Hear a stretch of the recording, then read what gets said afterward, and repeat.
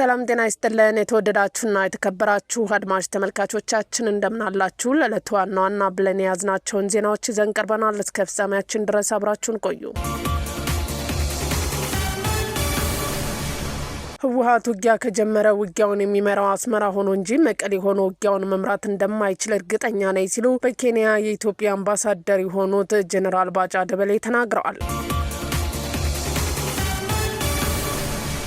ግብጾች የአባይን ውሃ ስለሚጠቀሙ ለኢትዮጵያ ሊከፍሉን ይገባል ሲሉ የውሃና ኢነርጂ ሚኒስተር ዶክተር ኢንጂነር ሀብታሙ ኢተፋ ተናገሩ። የውሃና ኢነርጂ ሚኒስተር ዶክተር ኢንጂነር ሀብታሙ ኢተፋ እንደተናገሩት ግብጽ የአባይን ውሃ በነጻ እየተጠቀመች ሀገሯን እያለማች በመሆኗ ለኢትዮጵያ ተገቢውን ክፍያ ልትፈጽም እንደሚገባ ገልጸዋል። ሚኒስተሩ እንደገለጹት ኢትዮጵያ የጎርፍ አደጋ በታችኞቹ የተፋሰስ ሀገራት በተለይም በግብጽ ላይ እንዳይደርስ ከፍተኛ ክትትልና እንክብካቤ ስራ ያከናወነች ትገኛለችም ብለዋል። ሆኖም ሀገሪቱ የኢትዮጵያን የተፈጥሮ ሀብት ያለምንም ክፍያ በመጠቀም ሀገራቸውን እያለሙ በመሆናቸው ለሚጠቀሙበት ውሃ ለኢትዮጵያ ክፍያ ሊፈጽሙ እንደሚገባ አስገንዝበዋል።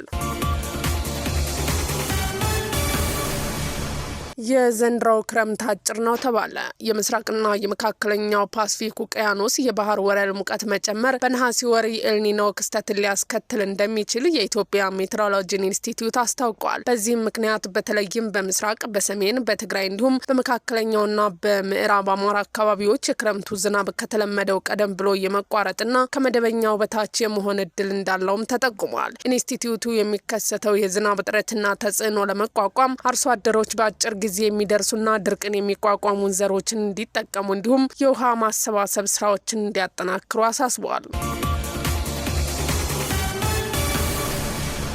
የፌዴራል ፖሊስ ከኢንተርፖል ከማላዊ ፖሊስ ጋር በመተባበር አደገኛ ህገወጥ የሰዎች አዘዋዋሪ አድነው ባሻው ሙዳሞን በቁጥጥር ስር አዋለ። ፖሊስ እንደገለጸው ተጠርጣሪው ከሀዲያ ከምባታ ዞኖች ወጣቶችን ወደ ደቡብ አፍሪካ እንደሚያደርሳቸውና በማታለል ከእያንዳንዱ ተጓዥ ከ600 ሺህ እስከ 800 ሺህ ብር ይቀበል ነበር ተብሏል። ተጓዦችን በሞያሌ በኩል ወደ ኬንያ በማሻገር በጫካ ውስጥ በድብቅ ያቆያቸው በ24 ሰዓት አንድ ጊዜ ብቻ ትንሽ ሩዝ ቁራጭ ዳቦ በመስጠት ለከፍተኛ ረሃብና ጥም ይዳርጋቸው ነበር። በተጨማሪም በሞተርና በእግር ሴሎ በረሃን እንዲያቋርጡ ያስገድዳቸው ነበር። ናይሮቢ ከደረሱ በኋላ በአንድ ክፍል ውስጥ አጉሮ ከቤተሰቦቻቸው ተጨማሪ ገንዘብ እንዲያስልኩ ያስገድዳቸው ነበር። ገንዘብ ማስላክ ያልቻሉ በዱላ ይደበድባቸው፣ እዚሁ ትሞታላችሁ በማለት እያስፈራራቸው እንዲሁም በኤሌክትሪክ ንዝረት እያሰቃያቸው እንደነበር ፖሊስ ገልጿል።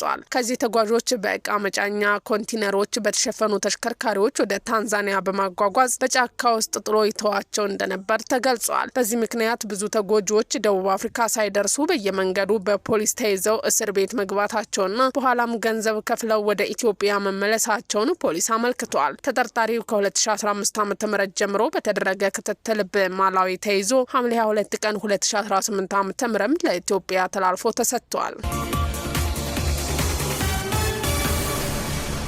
በምስራቅና በመካከለኛው የፓሲፊክ ውቅያኖስ የባህር ወለል ሙቀት መጨመር ኤልኒኖን ሊያስከትል እንደሚችልና በኢትዮጵያ አንዳንድ አካባቢዎች የክረምት ዝናብ ቀደም ብሎ ሊቋረጥ ይችላል ሲል የኢትዮጵያ ሜትሮሎጂ ኢንስቲትዩት አስታወቀ። የኢንስቲትዩቱ ምክትል ዋና ዳይሬክተር አሳምነው ተሾመ እንደገለጹት ባለፈው የሰኔ ወር በምዕራብ በሰሜንና ሰሜን ምስራቅ የሀገሪቱ አካባቢዎች እስከ 100 ሚሊ ሊትር የሚደርስ ከፍተኛ የዝናብ መጠን ተመዝግቧል። ይህም ለማሳ ዝግጅትና ለአካባቢ ጥበቃ ስራዎች ከፍተኛ አስተዋጽኦ አበርክቷልም ብለዋል። ኢንስቲትዩቱ በክረምት ወቅት የሚኖረውን የዝናብ ሁኔታ በሳይንሳዊ ትንተና በመመርኮዝ ቀድሞ በማወቅ በግብርና፣ በውሃ ሀብት፣ በአካባቢ ጥበቃና በአደጋ ስጋት ቅነሳ ስራዎች ላይ ጠቃሚ መረጃ እያቀረበ መሆኑን አመልክተዋል። በትግራይ በመካከለኛና በምዕራብ አማራ አንዳንድ ዞኖች መደበኛ ወይም ከመደበኛ በታች የሆነ ዝናብ መጠን ሊመዘገብ እንደሚችል ትንበያው ያሳያል። በአንጻሩ በቤኒሻንጉል ጉሙዝ፣ በምዕራብ ኦሮሚያ፣ በደቡብ ምዕራብ ኢትዮጵያና በጋምቤላ ክልሎች በአብዛኛው መደበኛና ከመደበኛ በላይ የዝናብ መጠን እንደሚጠበቅ አብራርተዋል። በቀጣዩ ነሐሴ ወር በምስራቅና በመካከለኛው የፓሲፊክ ውቅያኖስ የባህር ወለል ሙቀት መጨመር የኤልኒኖ ክስተቱን የማስከተል እድል እንዳለው አሃዛዊ የትንበያ መረጃዎች እንደሚያመለክቱ ገልጸዋል። በዚህም ምክንያት በአንዳንድ የምስራቅና የሰሜን የሀገሪቱ አካባቢዎች የክረምት ዝናብ ከተለመደው ቀደም ብሎ የመቋረጥ እድል እንዳለው ጠቁመዋል። የግብርናው ዘርፍ ከሚከሰቱ የአየር ጸባይ ተጽዕኖዎች ለመጠበቅ የዝናብ ሁኔታን የሚመጥኑ ሰብሎችን በመጠቀም በአጭር ጊዜ የሚደርሱ ሰብሎችን ማምረትና ድርቅ መቋቋም የሚችሉ ዘሮችን መዝራት አስፈላጊ መሆኑን አስገንዝበዋል። በተጨማሪም የውሃ ማሰባሰብና የውሃ ማቆር ስራዎች በማጠናከር ለእርሻና ለመስኖ ልማት የሚያገለግል የውሃ አስተዳደር ስርዓትን ማጠናከር አስፈላጊ መሆኑን ገልጸዋል። ሳውዲ አረቢያ ከሁቲዎች ጋር በውይይት የቀይ ባህርን ውጥረት ለማርገብ እየሰራች መሆኑን ገለጸች። ሳውዲ አረቢያ ከየመኑ ሁቲ ጋር ድርድር እያካሄደች እንደምትገኝና አሜሪካ በዚህ ሂደት ውስጥ ጣልቃ እንድትገባ እንደማትፈልግ የሳውዲ አረቢያ የመከላከያ ሚኒስተር ልዑል ኻሊድ ቢን ሳልማን ከአሜሪካው ምክትል ፕሬዚዳንት ጄዲ ቫንስ ጋር በነጩ ቤተ መንግስት በነበራቸው ውይይት ገልጸዋል። እንደ አክሲዮስ ዘገባ ረቡዕ ዕለት በዋይት ሀውስ በተካሄደው ውይይት ልዑል ኻሊድ የሳውዲ አረቢያን አልጋ ወራሽ ሙሐመድ ቢን ሳልማንን መልእክት አድርሰዋል። ሳውዲ አረቢያ በመሰረተ ልማቷና የኃይል ተቋም ላይ ከ30 በላይ የድሮን ጥቃቶች ከፈጸሙ በኋላ በኢራን በሚደገፉና በኢራቅ ያሉ ታጣቂዎች ላይ ከአሜሪካ ጋር በመተባበር ጥቃት ብትሰነዝርም ከኢራን ጋር ያለውን ውጥረት በንግግር ለማርገብ የምታደርገውን ጥረት እንደምትቀጥል ሚኒስተሩ አብራርተዋል። ልዑል ኻሊድ የተሰነዘረው ጥቃቶች ራስን ለመከላከል የተደረጉና ሰፊ ግጭት የመቀስቀስ ዓላማ የሌላቸው መሆናቸውን ገልጸው እርምጃው ለሁቲዎች የማስጠንቀቂያ መልእክት አስተላልፏልም ብለዋል።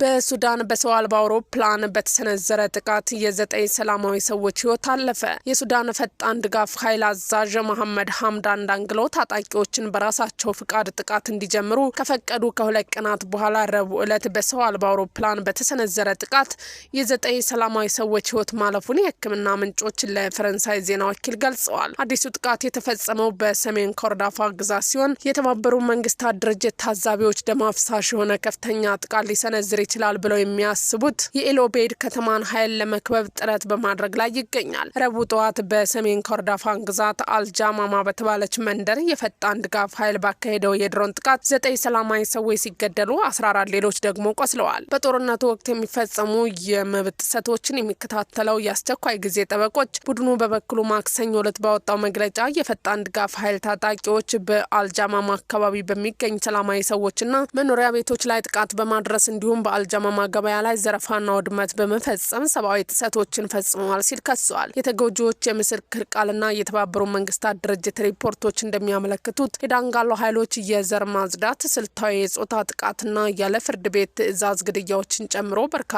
አሰቃቂ ድርጊቶችን ፈጽመዋል። ሰኞ ዕለት ዳጋሎ ለታጣቂዎች ባደረጉት ንግግር ከዛሬ ጀምሮ ለጓሙን አሊዝም ልጓሙን ለእናንተ ለቅቅ ያለው ሲሉ ተናግረዋል። ውድ አድማጭ ተመልካቾቻችን ዜናዎቻችን እነዚህን ይመስሉ ነበረ። አብራችሁን ስለነበራችሁ ከልብ እናመሰግናለን። መልካም ቀን።